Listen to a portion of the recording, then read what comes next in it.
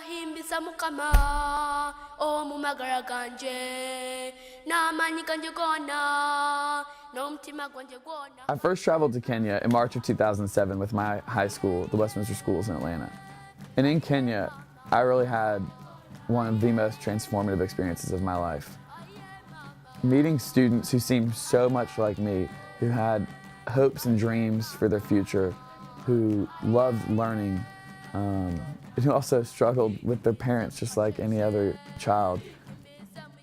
But those similarities ended there. They studied in schools that were crumbling. They had dirt floors, they had holes in their roofs, they had chalkboards that were coming off the wall. And the interactions I had with these kids was really what changed my whole perspective.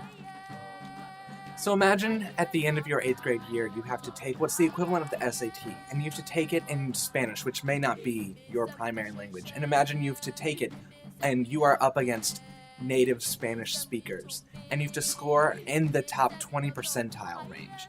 Now, that top 20% is dependent on you continuing your educational track, and if you don't score in that top 20%, you won't go to high school. Well, that is essentially what our kids that we are dealing with are up against. It's the KCPE. So at the end of what is their 8th grade year, they take the KCPE, and they're up against the rest of the country, and English is not their primary language, and that's what the test is in.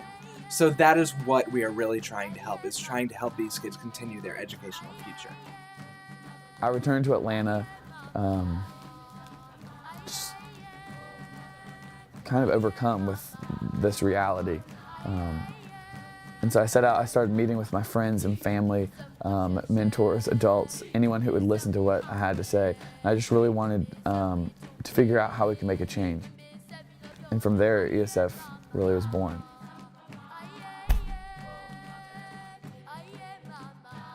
So in efforts to actualize some of the programs that the EACEF team had developed since Andrew came back from his exchange program in 2007, initiatives ranging from classroom construction to library construction, even on into microfinance type lending and mentorship programs have been implemented in our schools across East Africa. And in working with a lot of these schools, we have strongly advocated a method of what we call a partnership, and that we aim to work directly with community leaders to develop programs according to their needs, not necessarily what we think they need. And in working with them to develop these specific programs, we've realized that a lot of the needs could actually fall under some sort of umbrella, which we now call the NAFASI process, NAFASI meaning opportunity inclusivity.